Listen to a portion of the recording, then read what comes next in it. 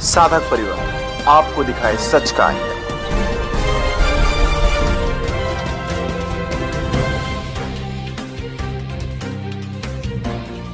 मेरा नाम धर्मेश हालानी है और मैं कैलिफोर्निया यूएसए में रहता हूँ। मैं तो बापूजी को बहुत सालों से जानता हूँ और मुझे पक्का विश्वास है ये जो भी आरोप लगे हैं वो सारे के सारे झूठे हैं और हमारा पूरा परिवार सालों से जानता है बापूजी को और बहुत करीब से बापूजी को देखा भी है और उनकी सारी जो गतिविधियाँ जो एक्टिविटीज़ जो आश्रम में करते थे वो भी सारी देखी है। ये जो आरोप लगे गलत है वो हम ध्यान में नहीं देते, वो उनको फंसाया गया है। सारे समाज के लोगों को विनती है कि बापूजी के करीब आए, बापूजी के आश्रम में क्या क्या एक्टिविटीज़ चल रही है उसको देखे, बापूजी से कितने लोगों को कितने फ़ायदे हुए हैं और जिन लोगों को फ़ायदे हो उन लोगों से भी कितने लोगों को फ़ायदा हुआ है, तो वो सब देखो और उस हिसाब से आप फैसला लो।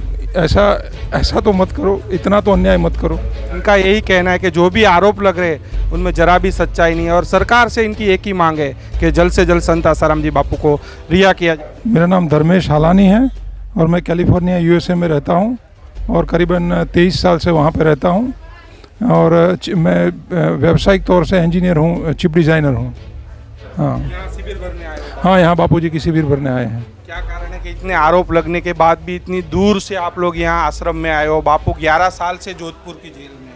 देखो, मैं बापूजी को मैं तो बापूजी को बहुत सालों से जानता हूँ और मुझे पक्का विश्वास है ये जो भी आरोप लगे हैं वो सारे के सारे झूठे हैं।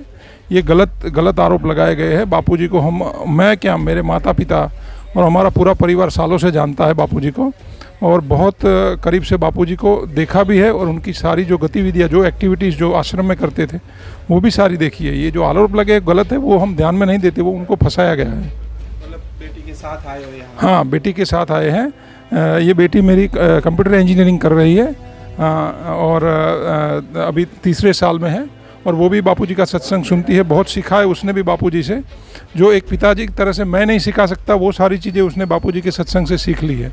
क्या क्या सीखा बहन? कि खाना क्या खाना चाहिए, कब खाना चाहिए, कैसे खाना चाहिए, फिर भगवान का नाम लेना चाहिए। मतलब आरोपों में कोई सच्चाई नहीं है? नहीं, आरोपों में कोई सच्चाई नहीं है और मैं नहीं, मेरे माता पिता भी आते थे। हर पूनम भरती थी मेरी माता और जब हम आते थे तभी आते थे। तो अहमदाबाद की बात करता हूँ।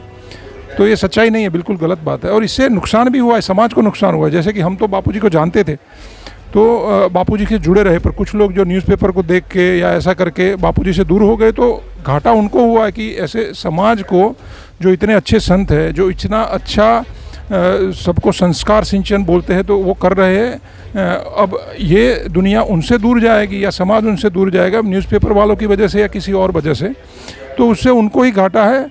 तो मेरी प्रार्थना ये है कि ये जो आरोप है वो सच्चे नहीं है और आप सारे समाज के लोगों को विनती है कि बापूजी के करीब आए, बापूजी के आश्रम में क्या क्या एक्टिविटीज़ चल रही है उसको देखे, फिर वहाँ पे सत्य साहित्य जो आपके लिए है, आपके बच्चों के लिए भी है, जो आपके बच्चों के जीवन का पाया या foundation of life, this all the literatures that here we have, तो ये सब अच्छा है, अपने घर के लिए अच्छा है।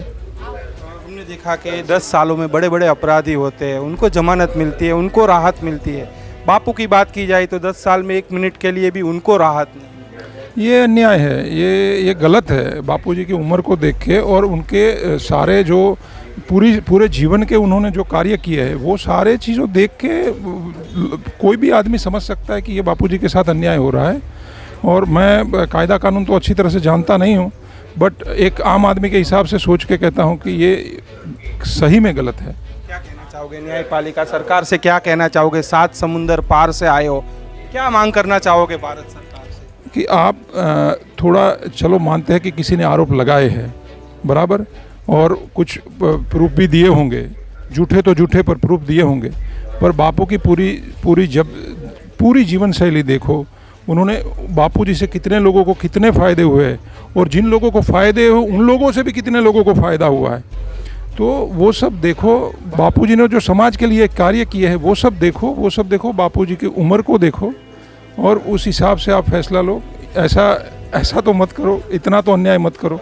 देख रहे हैं एक लड़की ने खाली आरोप लगाया, बापू के समर्थन में लाखों महिलाएं खड़ी है, उनकी आवाज़ नहीं सुनी जा रही है, उनकी पुकार नहीं सुनी। नहीं, ये तो क्या है कि जैसे एक बाहर से कोई बंदा देखता है तो सीधा लगता है कि ये पूरी फंसाने की साजिश ही है। एक बहाना चाहिए था और बहाना खड़ा कर दिया और फिर फंसा लिया। तो फिर अब कुछ भी देते हैं तो फिर अब मानने के लिए तैयार नहीं है। ये तो अन्याय है, ये तो सरासर गलत है। विश्वास से बापू आएंगे।